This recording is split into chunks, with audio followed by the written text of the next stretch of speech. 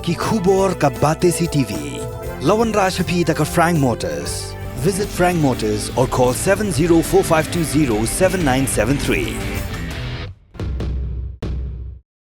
MIT University of Meghalaya. Our admissions are now open for the academic year 2024-25. Explore our best courses. Experience global collaborations. Apply today. Ka Grace Institution Bangalore ka College Puli Nursing ka babhatam na kabanta ki khna ka Meghalaya kala play ya ka admission minta.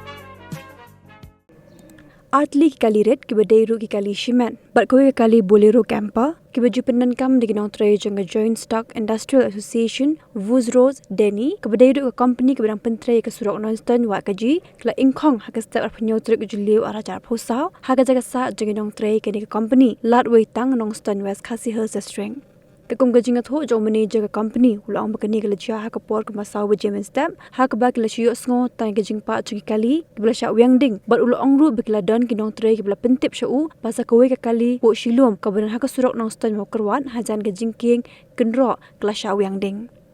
Manager lihat ho ru ba ka jing julo jang kali ha ka ni gajing sha wyangding kala kot palat klur tingka ban ka lyang jo company kala da ban ujo da ki e jahar hanong stan police station के आसपास इसमें आग लगी थी तो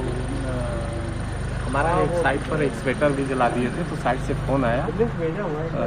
दीक्षित साहब के पास कि सर साइट पे एक स्वेटर जल गया है तो उसको देखने के लिए निकले और इसमें आग लगी तो सेंट्रल लॉक से आवाज़ आई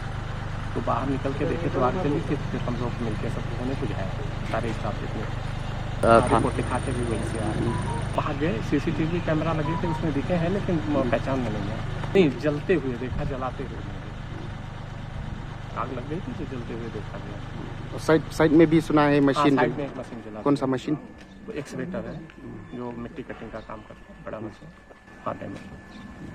ये तो 1 करोड़ के ऊपर का लॉस होगा और इसकी वजह से यहाँ जब घर में घुस के लोगों ने इस टाइप से किया तो स्टाफ भी डर गए लोग छोड़ के जा रहे हैं भाग रहे हैं नहीं यहाँ तो गेट बंद रहता तो वैसा कोई वॉचमैन नहीं था